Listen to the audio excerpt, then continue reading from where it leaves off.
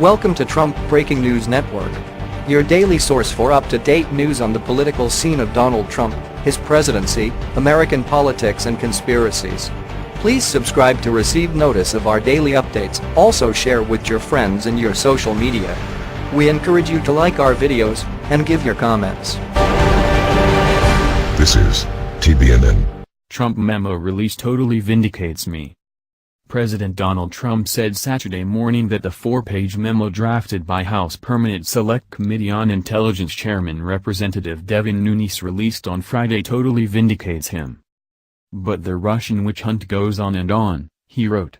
There was no collusion and there was no obstruction, the word now used because, after 1 year of looking endlessly and finding nothing, collusion is dead.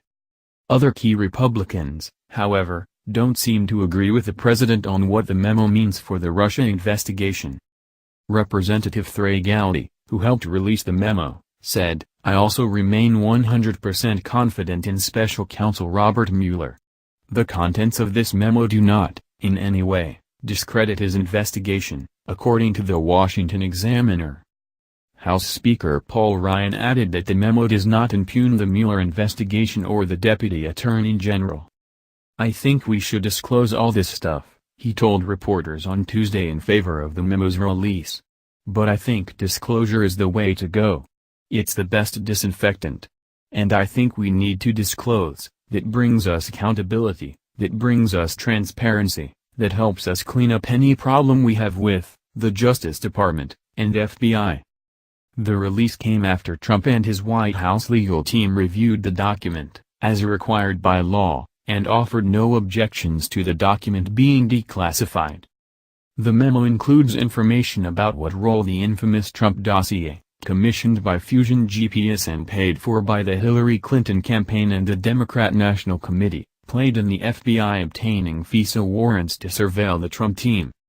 Nunes wrote, "The committee's findings, which are detailed below, 1. Raise concerns with the legitimacy and the legality of certain DOJ and FBI interactions with the Foreign Intelligence Surveillance Court, FISC, and 2. Represents a troubling breakdown of legal processes established to protect the American people from the abuses related to the FISA process."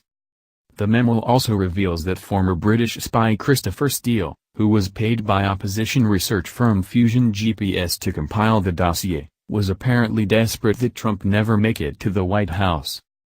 In September 2016, Steele admitted to DOJ official Bruce Orr his feelings against then-candidate Trump when Steele said he was desperate that Donald Trump not get elected and was passionate about him not being president, the memo reads. This clear evidence of Steele's bias was recorded by Orr at the time and subsequently in official FBI files, but not reflected in any of the page FISA applications, it added, referring to Trump's campaign advisor Carter Page.